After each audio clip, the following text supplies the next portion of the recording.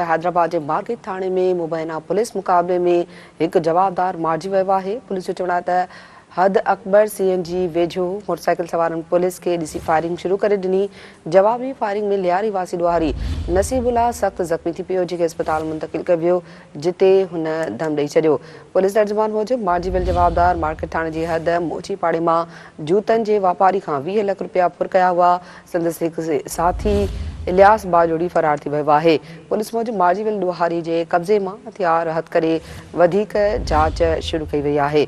आगाह कयूं पिया हैदराबाद में अहम ख़बर के हवाले से जिते मार्केट थाने जे में मुबैना पुलिस मुकाबलो थियो आहे, एक जवाबदार मारिजी वियो आहे। पुलिस जो चवण आहे त हद अकबर सीएनजी वेझो मोटरसाइकिल सवारनि पुलिस के ॾिसी फायरिंग शुरू करे ॾिनी। जवाबी फायरिंग में लियारी वासी ॾुआरी नसीबुल्ला सख़्त ज़ख़्मी थी पियो, जेके अस्पताल मुंतकिल कयो वियो आहे, जिते हुन दम ॾेई छॾियो। आगाह कयूं पिया पुलिस तर्जुमान मूजिबि मारिजी वियल जवाबदार मार्केट थाने जी हद मोची पाड़े मां जूतनि जे वापारी खां 20 लाख रुपया फुर कया हुआ। संदसि हिकु साथी इलियास बाजोड़ी फरार थी वियो आहे। पुलिस मूजिबि मारिजी वियल ॾुआरी जे कब्ज़े मां हथियार हथ करे वधीक जांच शुरू कई वई आहे।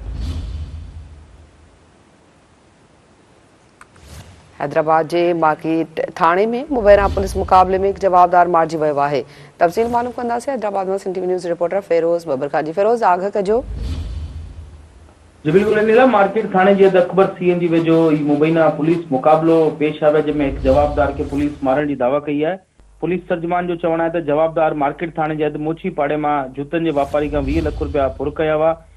मार्केट पुलिस मुदई ख्वाजा अब्दुल्ला यासिर जी फरियाद ते केस दाख़िल कयो ऐं जे बाद जांच शुरू कंदे पुलिस खुफिया इतला ते अकबर सीएनजी वेझो पहुती त मोटरसाइकिल सवारनि पुलिस के ॾिसी फायरिंग शुरू कई। जवाबी फायरिंग में लियारी जो रहवासी नसीबुल्ला सख़्त ज़ख़्मी थी पियो, जेको अस्पताल में इलाज दौरान फोत थी वियो, जिते संदसि जेको जवाबदार जो साथी है इलियास बाजोड़ी वो फरार थियण में कामयाब थी वियो। पुलिस तर्जुमान जो वधीक चवण है त जवाबदार के कब्ज़े मां हिकु हथियार हथ कयो आहे, जॾहिं त जेको फरार जवाबदार आहे उनजी ॻोल्हा जारी है ऐं मामले की पुलिस वधीक जांच करे रही है। जी ठीक है, वॾी महिरबानी फेरोज तफ़सील ॾियण लाइ।